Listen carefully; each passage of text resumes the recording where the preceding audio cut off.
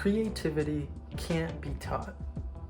Every professor can give you the formula for a good story, a good character, a good arc, but they can't teach you how to find a unique and creative concept for that story, for that character, for that arc. Now, I'm lucky enough to consider myself somewhat naturally creative, but I want everyone to be able to experience the satisfaction that I get from telling my stories. So this mindset that creativity can't be taught rubs me the wrong way. And today I'm just going to take you through an exercise that I think disproves that whole theory. Now, legendary innovator Steve Jobs once said, "Creativity is just connecting things. When you ask creative people how they did something, they feel a little guilty because they didn't really do it. They just saw something." Well, Steve, a few nights ago, I saw the movie Sound of Metal. It's a really great film with some excellent cinematography, acting, and of course, sound design. But none of that could have been showcased without the story's concept. A heavy metal drummer who loses his hearing.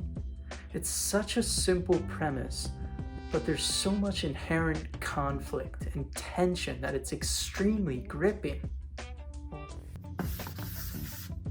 So what did director and screenwriter Darius Marder see that led to this movie? The answer's probably out there somewhere in a press release or an interview or something, but if we try to come up with our own moments that could have sparked the idea, maybe we can teach ourselves to be more creative. So let me take you through the moments I've come up with so far. In an extremely coincidental moment that could have easily led to a story like Sound of Metal, I was on set for a documentary I'm making involving an aspiring music producer when the musician told me he's been experiencing tinnitus from too much loud music. It's a small leap to losing his hearing entirely, and the leap from a producer to a heavy metal drummer can easily be made by realizing the drummer is probably a more intense person and would thus have a more entertaining reaction to losing his hearing for a movie. So we're back to the concept for Sound of Metal. Let's move to a second, slightly less obvious moment that could get us there.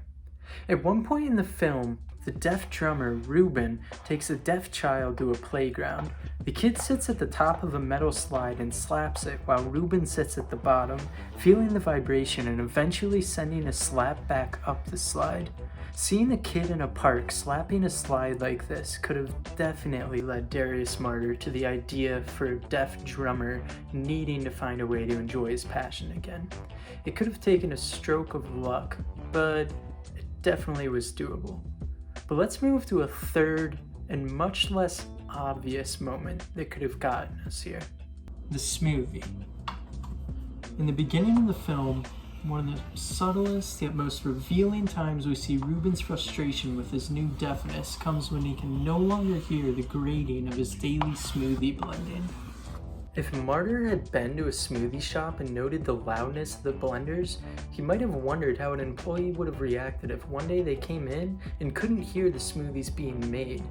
A good movie would require a strong reaction, which would need someone who sound was important to. And if they like smoothies, they would also have to be someone into health and fitness, probably. So a deaf drummer would really just be a hop, skip, and a jump away.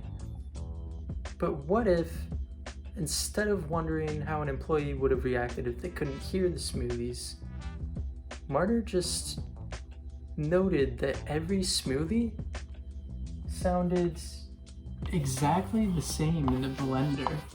It's a sort of melancholic realization, and maybe it'd lead the employee to start thinking that all the smoothies tasted the same too, so they just start serving the same flavor to every customer, using food coloring to avoid raising suspicion. Suddenly, it's an entirely different story, one about a character's gradual realization that they're spreading their own depression to innocent bystanders. And just like that, we've used another artist's work to teach ourselves creativity. Time to get to the drawing board.